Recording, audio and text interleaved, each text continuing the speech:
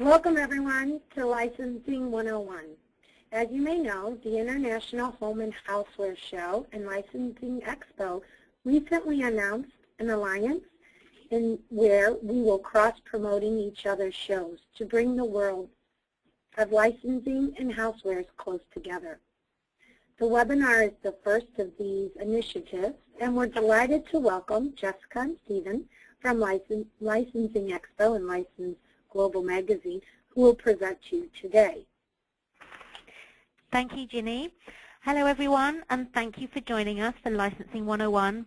My name is Jessica Blue, and I'm the VP for Licensing Expo. I've been running licensing shows for Advanced Star for 8 years now, and previously ran Brand Licensing Europe in London before relocating to the US to run Licensing Expo. My colleague Stephen Extract is a licensing veteran, and he is the publisher and founder of License Global magazine. And we're also joined today by Kevin Henderson, Business Development Manager, and Paul Salmons, Director of Licensing Operations from Electrolux Global Brand Licensing, who will be giving you a case study presentation also. Throughout the presentation, you can fill in your questions in the chat box, and we will answer as many of them as we can at the end. Next slide, Stephen.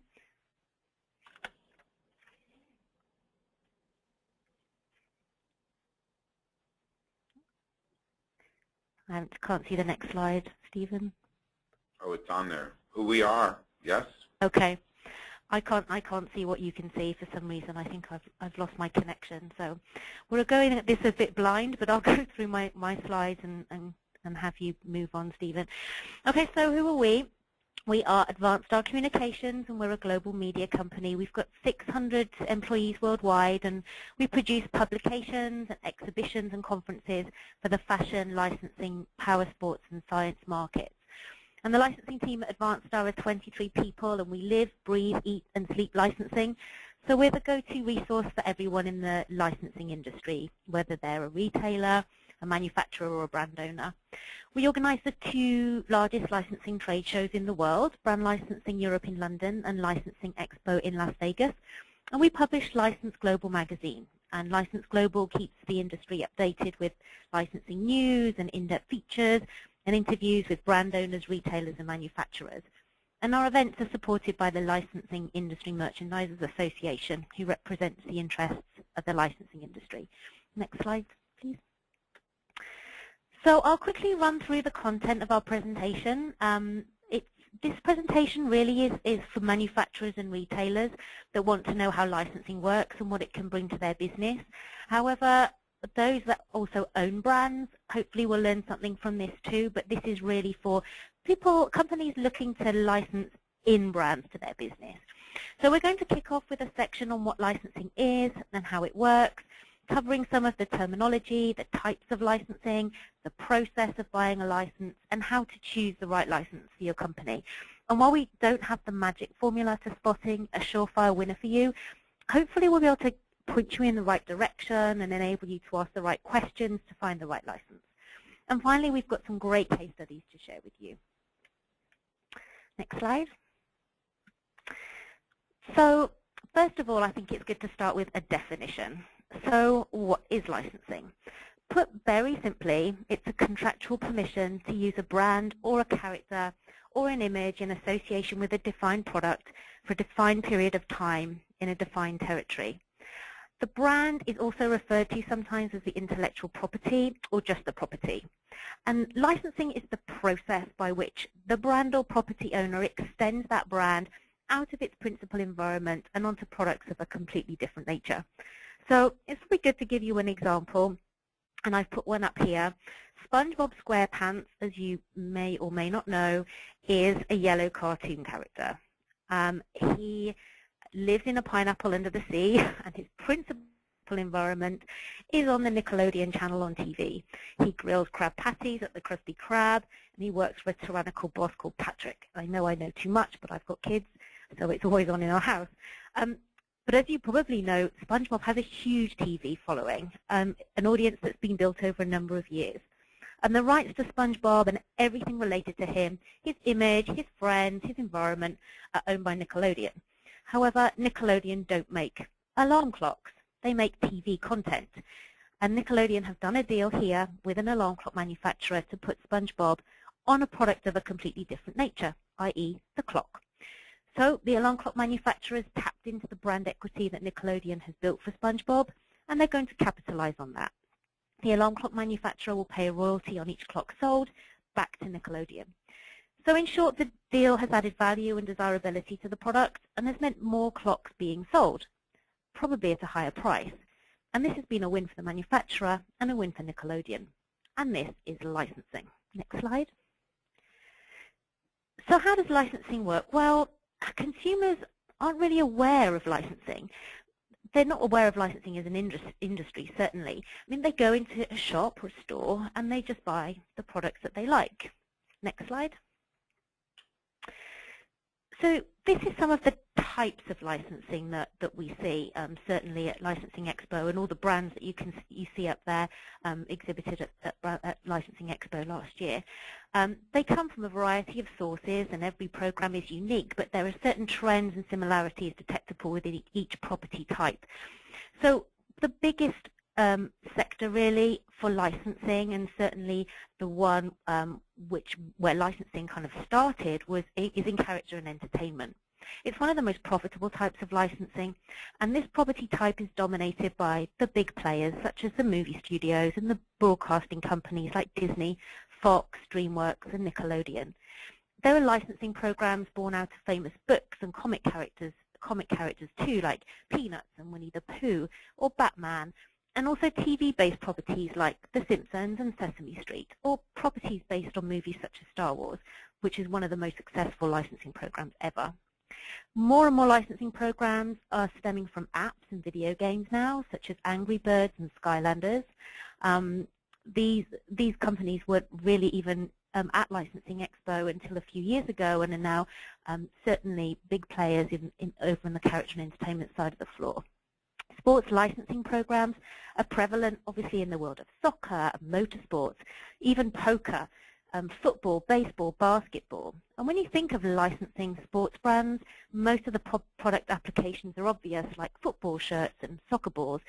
But it also includes computer games, such as the PGA Tour game, sports equipment, and even cakes and confectionery.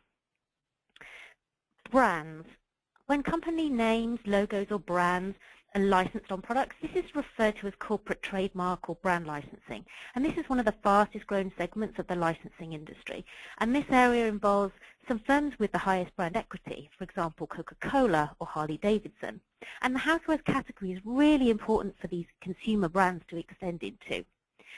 Again, fashion, really important for the housewares category, and one of the most well-established areas in the business. So apparel brands like Calvin Klein or Skechers, they're extending their name outside of apparel into lifestyle products, jewelry, fragrance, health and beauty, gifts. Music licensing includes individual artists or bands, their images, their logos, or even their lyrics. A good example of this is Authentic Hendrix, the licensor behind the Jimi Hendrix name. Product extensions here, like calendars, gifts, posters, greeting cards, playing cards, drinks, etc. Art licensing is growing every year, and product extensions are prevalent in the gifts, greeting, and houseware sector. Birthday cards, wrapping paper, wallpaper, bedding, table mats, and so on. And then finally, the charity and heritage and not-for-profit sector, another area that's growing. Licensing presents a great opportunity for charities such as the ASPCA to drive much-needed revenue, which is then invested back into the charity. Next slide. So why do we buy these products? Well, there's 6 main reasons. We connect with brands. Brands for us, they're aspirational. They speak to a certain lifestyle, and that helps us replicate that style in our own home. Fantasy play, this is particularly true of entertainment properties, where younger customers, they want to role play their Dora the Explorer story in real life with their toys. A souvenir to take something home from a special event, to relive special memories. Nostalgia and retro brands are making a real comeback. We're seeing a resurgence in old brands coming back because people feel nostalgic about them and connect to them. Fanship, people use brands and buy brands to show their affinity for something, or to express a personality or an attitude. Next slide, please.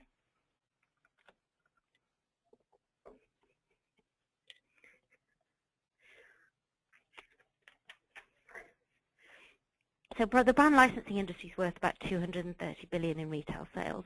Brand licensing is all around us, and it transforms products into brands which have an emotional connection to us.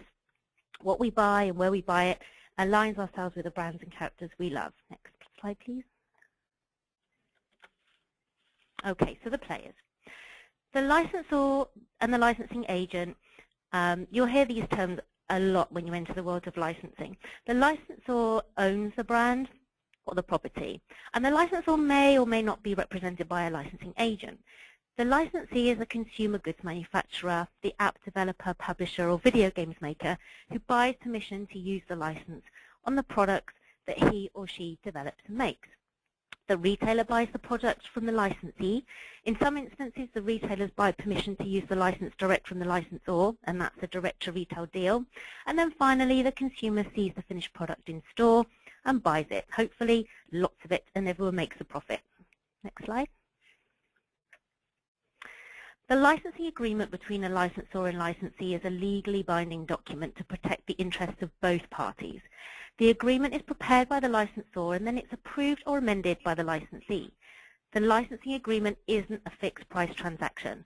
You will pay the licensor a royalty for use of the licensed property, and it's normally in the format of an agreed percentage on sales. A royalty can be anything from 3 to 22% and up, and the percentage depends on the kind of property you're dealing with and also the volume that you might sell. It's vital to negotiate because obviously the licensor wants as much as possible from you, and you want to pay as little as possible, and you have to meet in the middle that works for both of you. You may be required to commit to a guarantee, which is a minimum fee or level of remuneration that has to be paid by the licensee to the licensor, irrelevant of product or service sales, and this happens generally at the end of the contract. So to clarify at the outset, you will agree with the licensor the minimum amount of money that will be paid in royalties over the period of the contract. And if at the end of the contracted period this amount hasn't been met, then you'll be required to top this up. Next slide. Okay, so you've decided you want to explore licensing a bit further and you want to start talking to some brands and agents that could be a good fit for you. So where do you start? Well, you need to get to know the licensing industry, who's licensing what to whom, and you need to start networking. This business loves to shake hands, and face-to-face exchanges are really important. And there's lots of opportunities to do that through events like Licensing Expo and Brand Licensing. Licensing Expo and Brand Licensing, they're both free to attend if you're a licensee or a retailer. You should also subscribe to License Global's free daily e-news because deals are happening so quickly in this industry, and that's the best way of keeping up to date with the daily deals. And License Global also produces 6 magazine issues a year, and then in there you have in-depth reports and analysis, and they publish 2 brilliant reports. One is the Top 150 Global Leading Licensees list, and the other is Top 150 Global Licensors list. Invaluable information for you to have on your desk. And then joining LIMA is a good thing to do too. They're our show partner, and they represent the interests of licensees, manufacturers, and licensors, and they also host lots of good networking events. Next slide. Okay, so having spoken to lots of licensees and retailers over the years about why they come to the shows that we organize, this is just some of the things that they say they do there, so I thought it might be interesting to share those things with you. The brand owners exhibiting at Licensing Expo, they know their brands inside and out, and they live and breathe them every single day. And they tell you the story, the strategy, and the future plans for the brand, and you can start to build those relationships. And then you can start comparing and contrasting the brands in one place, rather than looking at them in isolation. And many licensors there will show you the style guide. This is the physical guide that dictates the colors and the treatments of the logos and imagery. And then there's also a huge seminar series that runs alongside, plus there's a 5-hour beginner's masterclass the day before the show starts. Next slide. Okay, so here's just some very quick tips. to prepare yourself. So make sure you think about what you want to achieve at the show, what kind of brands you're interested in, and make appointments. This is a very appointment-driven show. People like to take appointments. They like to plan their diaries. That's not to say you can't walk onto a booth. You absolutely can, but to have a good diary, solid diary to start with is also good. Lots of networking events, relationships are everything. Bring business cards, an open mind, and obviously comfortable shoes. Next slide. Okay, so what makes a license successful? Well, I've just kind of picked out some of these, a few things. I mean, this is just hopefully to give you some idea. So basically, a license should be relevant to the ever-changing marketplace. Consumers' interests are always changing. It should always be relevant and consistent in image and in quality. Then it should be preferred, desired over the competition, so consumers will seek it out, pay a premium. And it needs to be credible. Consumers need to believe in their brand. Brands mean a lot to people, and they need to believe that it's going to deliver what it says it's going to deliver. Is it inspirational? Is it leading the way in innovation or design? Is it unique? Is it special? And is it constantly refreshed? Is someone always looking at the content and the style guides? Next slide. Okay, so you're in a meeting. You are at the show. So you need to make sure that you have some control over the pitch too. So it's always good to spend a few minutes on your business. What's your demographic target? What are your business priorities? What are you looking for? Making sure that you ask questions all the way through and asking what kind of marketing support you might expect. Be prepared to negotiate, like I just said, and leverage your assets. And if you're interested but hesitant to commit fully, maybe offer to test it out. Next slide, please. Okay, so here's some of the jargon that you might hear when you embark upon your licensing program. Some of these are more prevalent in entertainment licensing, but you'll hear franchise, and this is most often used in movie licensing. So Shrek, Toy Story, Star Wars, Batman, Superman are all successful movie franchises. Evergreens. Evergreen properties are proven, well-known, strong. They have heritage like Tom and Jerry or Winnie the Pooh or Mickey Mouse, and they're classics. Their track record is known, and licensees can see a history of associated licensing activity performance. You'll also hear the term hot, and the term hot property is most commonly associated with apps, video games, movie releases, or animation. You'll also hear people talk about lifestyle brands, which means that a consumer might want to bring that property into their lives in many different product categories: apparel, home, personal care, or stationery. And you'll also hear people talk about brand equity. What's the brand story? And the play, as in it's a tween play with a teenage twist, perhaps. Next slide. Okay, so here's a few more things that we've touched on. Direct to retail. Stephen's going to talk about this in a moment with a Food Network case study. But direct to retail really means the retailer holds the license and pays the content provider directly and uses their own manufacturers to produce the product. You will also hear we're number one, and not everything can be number one, but lots of things are very popular and can be number one in certain categories or in certain areas. So ask for just specific time periods, compared to what, get some context, and then unprecedented support. It's often very true, but just ask for context and just some examples of support levels. Next slide, Stephen. So this is just some questions that you could ask licensors, whether you're at Licensing Expo or whether you're meeting a brand owner in their office, just understanding what they're trying to tell you. So understanding the statistics they're giving you, asking about competitors, what are the content drivers, how often refreshes will happen, who is the consumer, how did they select the target, and how have they selected other licensees to represent them, and other best practices. So hopefully this will help you have a little cheat sheet of what to ask the licensors. Next slide. Thank you. Okay. Hello. Hello, everyone. This is Stephen Extract. I'm the group publisher of License Global Magazine, and I work very closely with Just Blue, who you just heard from. Before I launch into the case study on Food Network, I just wanted to say that my contact information, as well as Jess's, is on at the end of this presentation, and I am open to taking emails. If we don't get to answer your questions at the end of this, if we run out of time, you can always send me an email. Also, if you have a pen handy, I'd like to just give you a quick web address to go to, which is www.licensemag, that's LICENSEMAG.com, www.licensemag.com. On our website, licensemag.com, you can sign up to get our daily e-news, which is free of charge, or you can also sign up for a subscription to receive License Global Magazine, which comes out 6 times a year in print and or digital format. So I would encourage you to do that if you are interested in licensing. We try to cover the waterfront of consumer products licensing. And again, any questions you might have that don't get answered today, or any interest that you have, please feel free to email Jess or myself anytime, okay?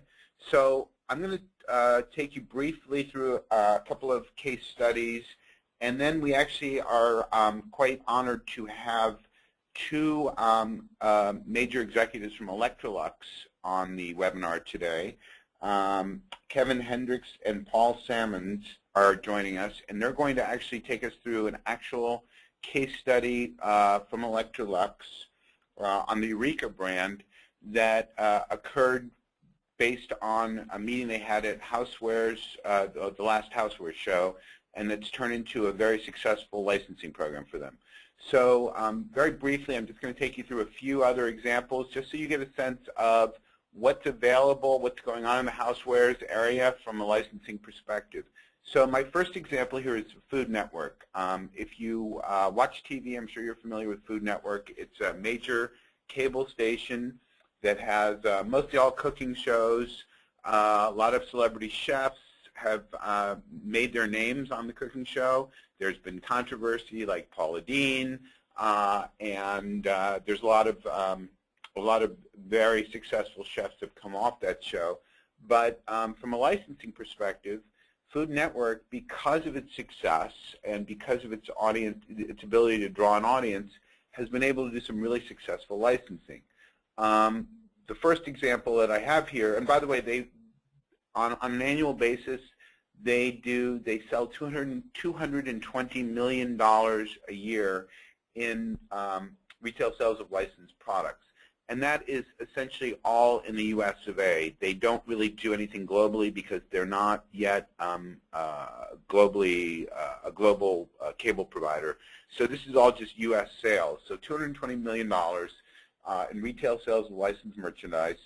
One of the partnerships they did was very creative. They did a partnership with Delaware North companies to offer Food Network branded concessions and in-suite dining in 23 stadiums and arenas around the country.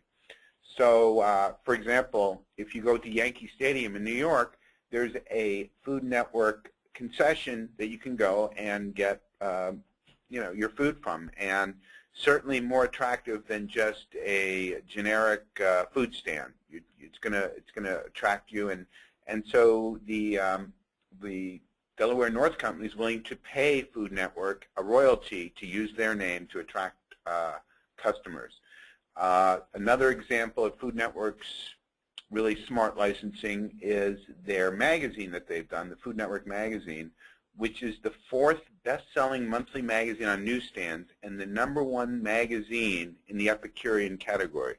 Now, when you think about they're the #1 magazine in a very crowded market of food magazines, many of which have been around for 50-plus years, okay? So when you stop and think about all the magazines about food and wine and everything else that you see on the newsstands or you may get subscriptions to, they are the #1 magazine, and this has happened in less than, I believe, 7 years they've been out or less. They did a partnership with Hearst, which is a very big consumer magazine publishing company, and and it's been a huge success for them, very big success for them. And the other thing to think about is in a time when everyone is going digital and people are not really reading magazines anymore, they've created a very, very successful print magazine. So it shows you what licensing can do to really sell your product. And obviously they work very closely with Food Network on the content. It's not just a quick, here's our brand, you can license it and come up with whatever you want. They work very closely with a lot of the talent and chefs that appear on Food Network, but again, very successful. They've also launched a line of scented candles and fragrances inspired by Food Network kitchen recipes. They've done a grab-and-go gourmet market in the Atlanta airport, again, branded with Food Network on it. So those are just some of the examples. Now, the one that I really want to focus on, though, is what Food Network has done with Kohls. Many of you, I'm sure, are you familiar with the Kohls stores, which are 1,100 doors across America.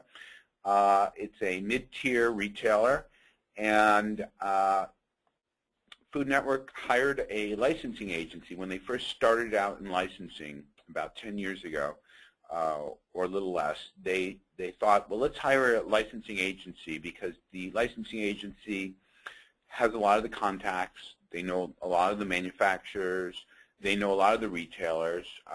It certainly wasn't a core competency of Food Networks to know what licensing was about. So they smartly hired a licensing agency to go out and test the market and see if people would be interested.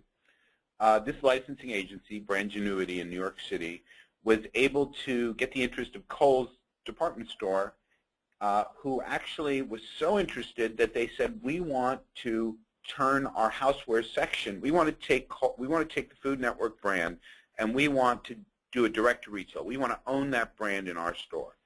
And this is just touched on this earlier on direct to retail. So the agency went back to Food Network and said, okay, we have this deal. Kohls wants to own the Food Network brand in housewares. They have 1,100 stores. They do X amount of volume per year. What do you think? Food Network smartly said, okay, let's do it. Let's give it a shot. So the deal was done. And by the way, sometimes these deals can take upwards of 2 years to do. You know, it's not like they're not always quick and easy, but especially on something like this. So the direct-to-retail deal is that Kohls basically rents the rights to use Food Network's name for all of their housewares, and they have 1,450 houseware products branded under the Food Network and Bobby Flay brands. Bobby Flay, in case you don't know, is one of their top chefs at Food Network. They pay a licensing fee to Food Network, and when you walk into a Kohls housewares department, this is what you're going to see. You're going to see Food Network and Bobby Flay throughout. It's really quite extraordinary. If you haven't seen it, I would really recommend you go into Kohls and see what they've done with this, because it's a great example of how licensing works in housewares.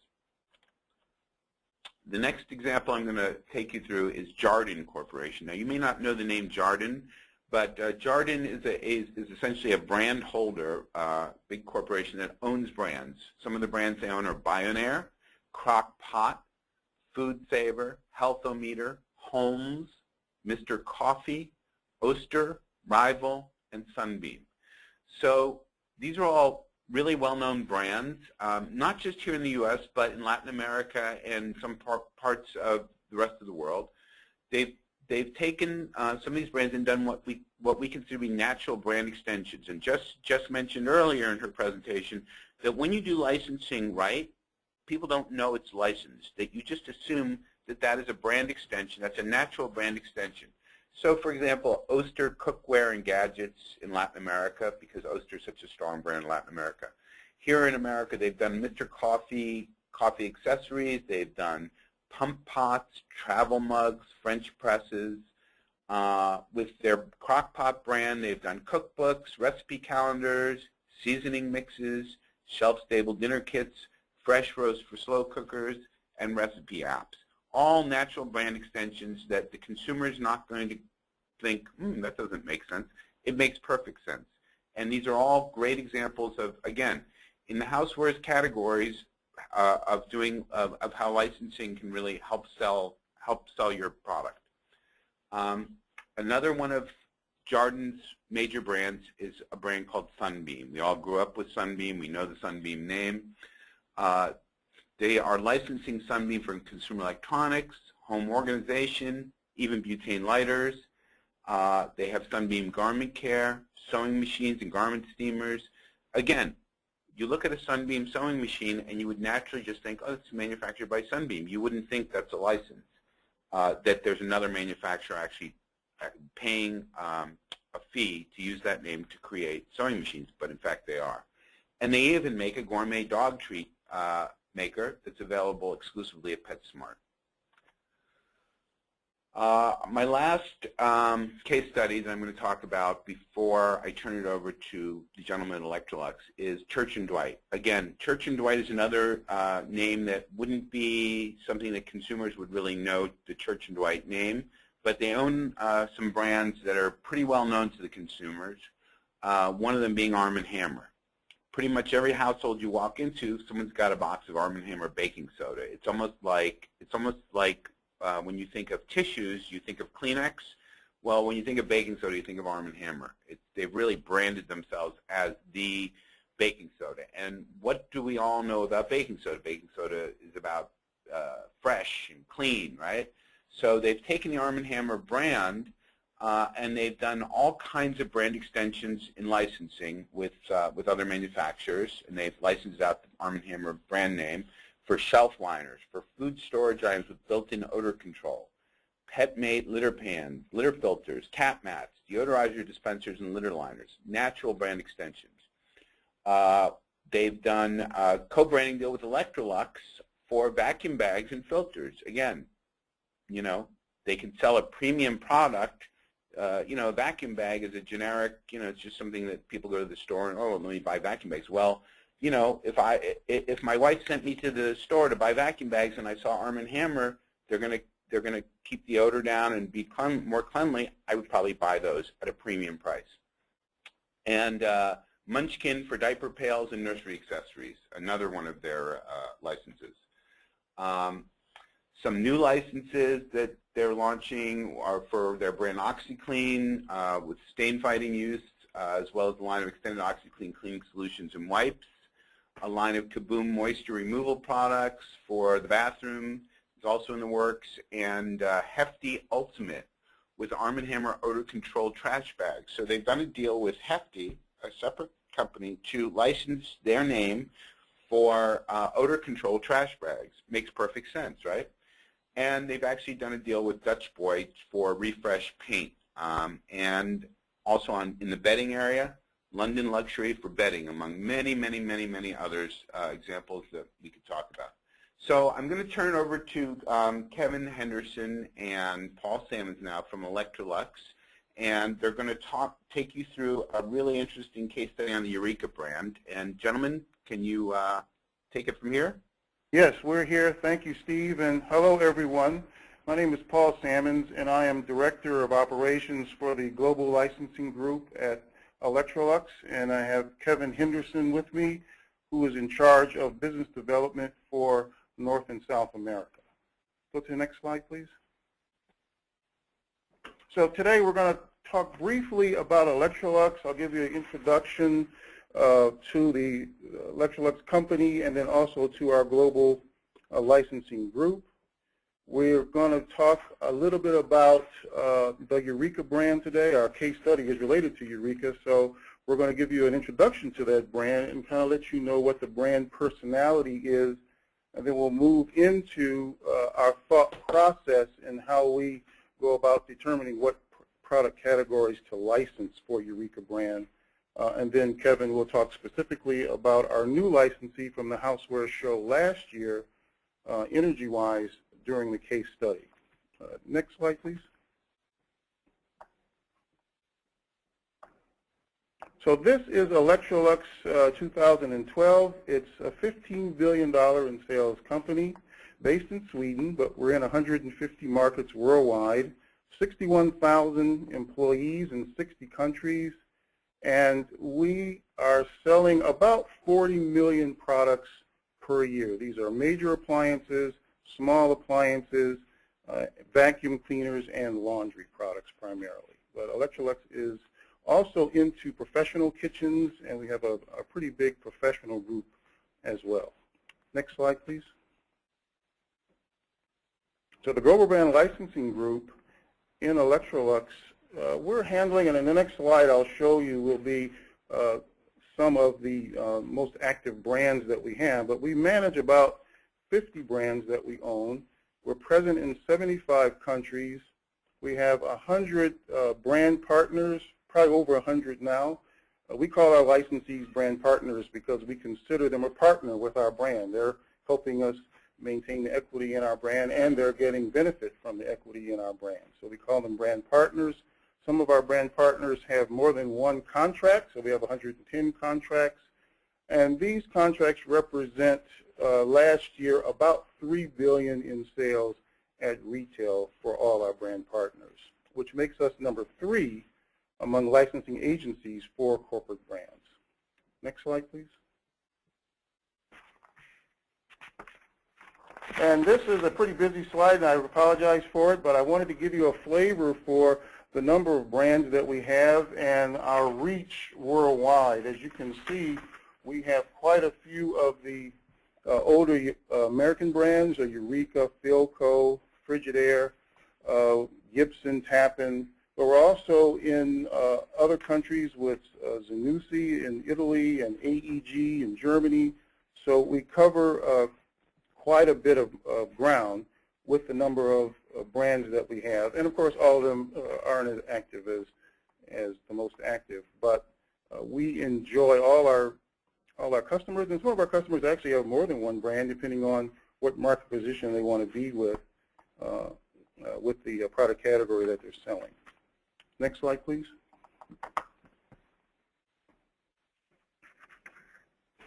Okay, good afternoon again, everyone. This is Kevin Henderson, again, Business Development Manager for North and South America for Electrolux Global Brand Licensing.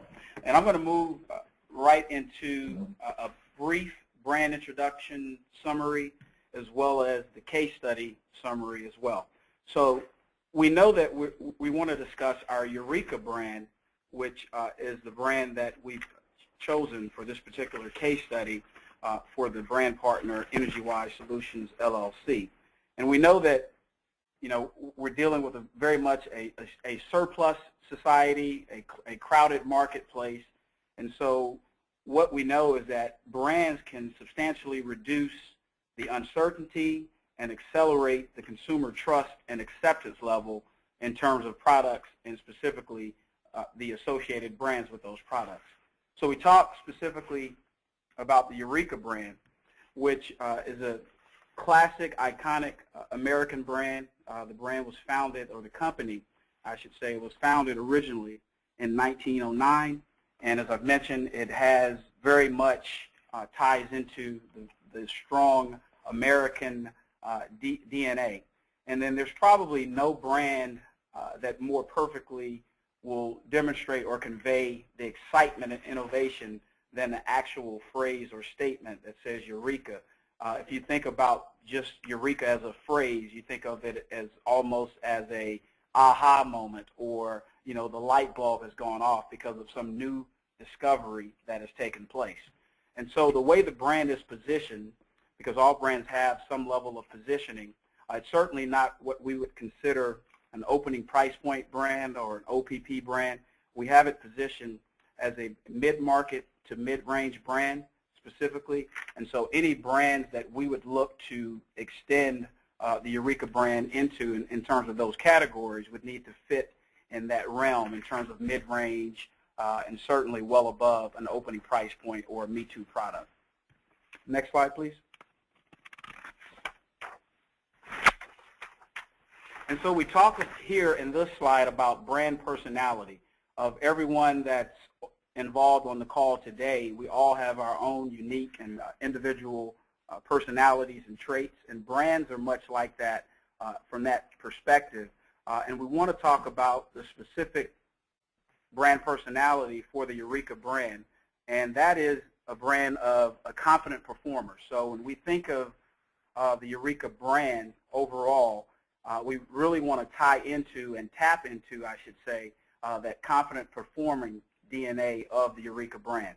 So it delivers on performance products that really help consumers achieve that successful confidence building result. So if we take nothing else away from this, the primary takeaway is that the Eureka brand delivers on the aspect of being a confident performer. And also, to take note of this slide, is the fact that it's not always involved with trying to reinvent the wheel or create something that's completely out of the box.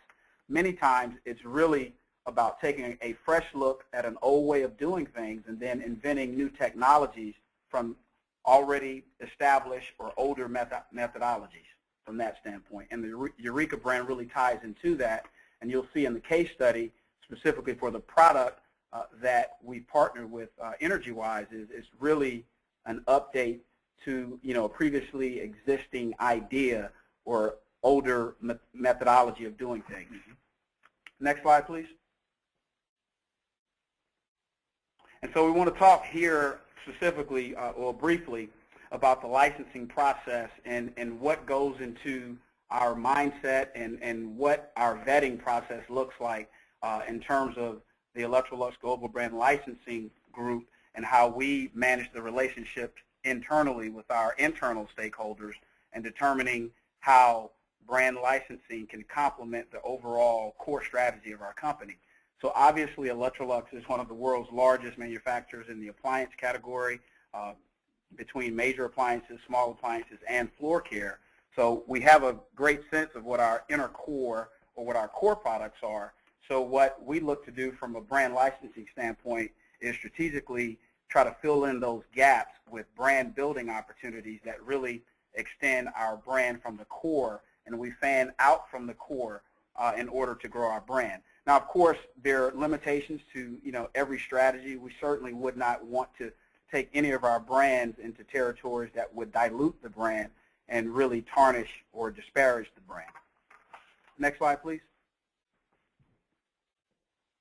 And so we take a deeper dive in terms of the previous slide, and we look at specifically where we would like to go with the Eureka brand, fanning out from what is already established or associated with Eureka today. I think if you were to ask 10 people, probably 10 out of 10 people would tell you that their association or thoughts that come to mind when they think of the Eureka brand is floor care or vacuum cleaners specifically. So what we know is that the Eureka brand is one of our strongest brands, especially in the North American market, and we know that strong brands can take some calculated risk, and if they can deliver on a few key pillars of authenticity, relevance, and differentiation, then there's certainly other adjacent opportunities to move forward with in terms of the brand. So with Eureka, we move out from floor care, which is our core business for the brand, and then we look at other adjacent categories or new categories for the brand in terms of cleaning products, any type of performance-related products. It could also venture into heating and cooling products, which we're going to specify in our case study today. And then, you start to look at some other third-level areas, perhaps toys, outdoor products, or small domestic appliances would potentially be a possibility for the brand. Next slide, please. So now we'll move directly into the case study. And before we get there, we want to talk shortly about our lead generation process. And it's a pretty involved and integrated process in terms of the way that we generate leads within our group. Obviously, the trade show participation is a huge component in that arena in terms of generating leads and engaging potential brand partners, because, as I think it was previously mentioned, it's still a people business, and you very much have to engage potential partners and have those discovery level discussions and vet the opportunity on both sides to make a determination as to whether or not it makes sense for both parties. So having said that, we participate very heavily in trade shows, and even to the point that we are advocates of sending pre-show communications for meetings ahead of time to really be proactive in setting up those meetings before the show actually takes place. And also, we want to walk the trade shows and look for companies that really correspond to product categories that are available to the brand in that licensing category. Now, that doesn't mean that we just want to associate our brand with just any product that may pop up, but we want to make sure that there's an alignment there between the potential brand partner and our brand, and to make sure then that that aligns overall with our overall brand strategy. And again, tying into trade show participation, we purchase a booth at selected trade shows. There's an advertising component as well in terms of print and digital advertising. We also work with licensing agencies in various geographic sales areas throughout the world to assist us as well in terms of generating leads. And then one key tool for us as a group is our licensing inbox, which is contained within our licensing group website, where we receive inbound inquiries for companies that are interested in licensing one of our brands. And then we also manage the relationship internally with our internal partners. We receive recommendations and leads, if you will, from our internal partners in terms of companies that we may already have existing relationships with that are interested in licensing one of our brands. So that's also a key benefit or a huge benefit for us as a group to work with our internal stakeholders as well. And then just conducting general searches and research on target companies and products, that's really where we vet the potential lead and the opportunity and make the decision to move forward through our process. Next slide, please.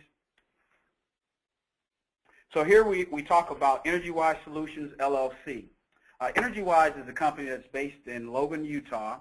Their current brand is a private brand that they own, which is called HeatStorm. And they're in a few retail spaces, as you can see, as evidence from the slide. Obviously, there's the e-retail component, Amazon, Ace Hardware, Empire, and Orgill are some of their current retail channels. So we encountered Energywise Solutions at this year's Housewares show, and we began that process of engaging them in dialogue or opening a dialogue about potential licensing opportunities. We talked to them about what their current product offering is and what that looks like. And then it was a very much an involved process. It's certainly not you turn on the switch and everything is green and you go. So it's a very detailed, integrated process, because what we want to do is make sure that there's a strategic fit for our brand and the company that we are considering for the brand. Next slide, please. So when we, in our discovery level conversations with Energywise, again, we know that in terms of this specific product category, heaters, like many categories, it's a very cluttered and almost a surplus space. And what they were in search of is a brand that would deliver on some of the items that I mentioned previously, is a brand that would reduce that clutter, if you will, reduce that uncertainty. And really what they were trying to tap into is to tap into a brand that would accelerate the consumer trust and acceptance. Even we know that Eureka plays very strongly in the floor care category, and we also know that very strong brands can withstand some level of calculated extensions or calculated risk, if you will. And so what we're able to do is tie into their desire in terms of partnering with a very strong house brand or corporate brand that would gain them access into new retail channels, new price categories, new price points, and then that could potentially or exponentially grow their business from where they are today. So what resulted from that is, from our initial discussions, is that they wanted to bring to market 3 products initially. And then a funny thing happened is, within some of their own conversations with the retail channels were very responsive to the Eureka brand being associated with the heater, because it's certainly an unconventional category if you think about where Eureka is today. And the response was so phenomenal that the retail channel communicated to Energywise Solutions that, hey, We think this is a great idea for the Eureka brand. We think the brand is very resilient.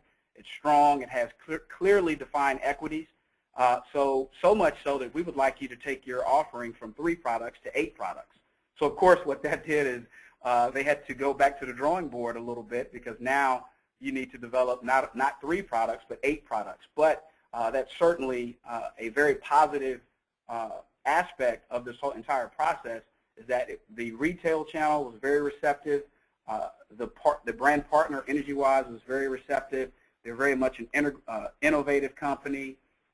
We know that there are other players in this space presently, but with some of their technologies and their sense of urgency to develop their products and some exclusive intellectual property advantages that they have, we really think that this is going to be a very, very strong partnership for both entities, Electrolux Global Brand Licensing as well as Energywise Solutions, LLC. And then, of course, it's going to really open up and increase their funnel and expand, that opportunity with the retail channel for them, taking them from where they are today to the next level with that expansion. Next slide, please. And so that concludes, Kevin and Paul. Thanks. Go ahead. I'm sorry. I was going to say that concludes our summary of the case study, and at that point we'll turn it back over to Stephen. Thank you. That was really terrific. So we're now going to open it up to questions, and please, anybody who has questions, please type them in, and we'll try and respond. The only question we have so far, there's a couple questions regarding how do you identify a licensing agency to work with? Well, licensing agencies are, in some cases, they're specific to different industries. In other cases, they're global. So if you know what your brand is or brands that you want to market, you can kind of target which agencies to talk to. I would suggest that you simply maybe do a request for information from certain licensees, get information in, maybe have them do some proposals to you. I mean, it's not that hard to find a licensing agent. The main thing is you want the licensing agent excited about marketing your brand and going out and pounding the pavement, finding licensees for you. So you can probably find names of agents, but send them your information, send them your brand guidelines and brand personality, and then let them come back and present to you what they think they could do with that brand. And also, sorry, can I just come in? At Licensing Expo, there's a brands and agents section, which is just dedicated to brands and agents, and most of the major agents that have been mentioned today, Beanstalk, TLC, and Brandgenuity, they're all represented in that section, and you can see from their booth what types of brands they represent, because they hang all of the logos and they put product samples up. So you can kind of see at a glance that way. And also through the magazine. Stephen, you probably want to add to that, I'm not sure. Yes, again, I would say if you subscribe to or go to, you don't have to, you can just go to the website, licensmag.com. We have a listing of top licensing agents. That's not going to really give you much information other than the volume of what they report to us that they're doing in sales. Again, I would say there are certain agents that work specifically, that are very good at working specifically in certain categories, and some that are much more generalized. You certainly want to do your due diligence. As Jess said, the best way to find an agent is really to go to Licensing Expo, or if you're in Europe, to Brand Licensing Europe. Walk the floor. I would say probably 95% of all the major agents are represented on those show floors, and you can set up meetings with them ahead of time, sit down and talk about your brand with them. You can certainly get an idea of who else they're representing, and have them take you through some case studies of what they've done for clients similar to what your brand is. Okay, and I have a question for Paul. How long did it take to close a licensing deal for Electrolux? It's all over the place. I mean, there's no way I can give you a general idea. I've worked on deals that took, 6 months to a year. I've worked on deals that took 2 years. So it really depends on the buy-in that you have internally. Sometimes you find a good licensee and you want to, give out a brand license, but the people internally decide that they want to do the product instead, or they're not really sure, or they think they're going to do it in 2 years. So if you have good buy-in internally and you have a partner that's excited, you can get a deal closed, within a year. We did Energywise. I think we started talking to them in March, and we just closed the deal about 2 weeks ago. So it's all over the place. There's no guideline for that. Yeah, but to Paul's point, then there are some that, could be on that accelerated track as well. But again, it runs the gamut in terms of a timetable for sure. The next question is, what is the range of royalty and minimums Electrolux seeks with a partner? Well, there was already a royalty rate range in the presentation. Of course, that range is pretty broad because it includes the character licensing. But we are looking within that range. I mean, I can't tell you exactly what our range is because it depends on the brand, it depends on the market, it depends on the company and the products. We do a lot of business-to-business licensing in Europe, and those rates are a little higher than business-to-consumer. So we have guidelines internally, but we probably run between 3 and 10% overall. If you need a range more specific than that, I couldn't give it to you. The next question is, what is the smallest deal size to consider? Well, the smallest deal size to consider also is governed by the market that you're in. We were looking at a deal in Zimbabwe on licensing some freezers, and that deal in the grand sense of things was pretty small, about 20 to 30,000 in royalties a year. But for the Zimbabwe market, it was a pretty nice deal, and it got us in that country with a licensing contract. So it just depends on in the United States, 30 grand may not be a lot, but in some other countries, just to get in the door or to expand your brand or to get into a retailer that you want to be in that country, you might want to go with a smaller deal, and it might work out for you. Okay, the next question, we have somebody who represents an Italian artist who won the Oscars for Apocalypse Now, Reds, and The Last Emperor. Our product is his collection of unique photos. Do you think that the expo would be a good venue for us to present our images? Well, we have a dedicated art and design section on the show floor, just next to the brand and agent section. So I think absolutely yes, there's an area that they would feel right at home in. There's contemporary art, fine art, photographic art, street art, all represented there, and that section is really well trafficked by people from the housewares category, as well as other exhibitors shop that area too to look at art and brand collaborations. So I would say definitely email me, and I will we'll talk about that option. The next question is, how many deals per year in inner core, outer core, and expanded areas do you have?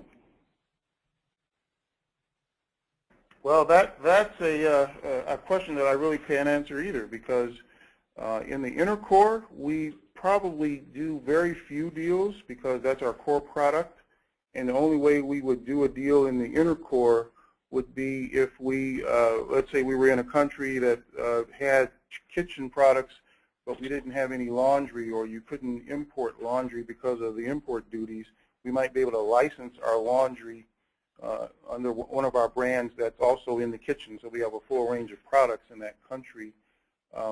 But the deals that come in are primarily outside of the inner core, and it could be, it just depends on how many people you have working the marketplace and how many marketplaces you're in. So, you know, if I gave you a number, it wouldn't mean anything because it would depend on who you have and, you know, how many brands you have, how many people you have working, and how wide your brand can extend to in a particular country.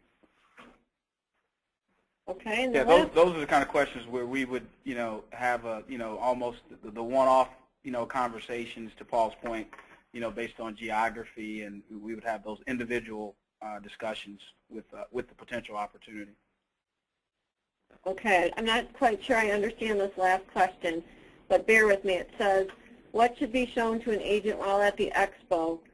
A full brand book, and in parentheses he writes character, full with various product mock-ups to be licensed. So I'm assuming that this person has a full brand book character, and what should be shown to an agent at the expo? So it sounds like somebody who's looking to be represented by an agent at the expo. Is that and maybe? Class, what's good to leave behind for them? A postcard, a pamphlet? Okay, well that's a difficult question to answer. I think the most important thing would be to talk to the agent first and to get an appointment. I mean, you can certainly walk on spec, that's fine, but certainly to try and engage the agent in advance and set up an appointment and actually ask the agent, you know, what is it that you like to see from me? You know, this is what I've got, this is my brand equity, this is the audience I've got. That's what an agent will be wanting to know. They'll be wanting to know, okay, what sort of penetration do you have? You know, is your character, is it in a book? What are the book sales? You know, where is it selling? You know, is it do you have a social media following? You know, how many followers do you have? You know, where is your penetration? What territories? Those are the kinds of things that an agent will want to look at to see if your brand is a brand that they want to represent, that they, you know, that will work for them also.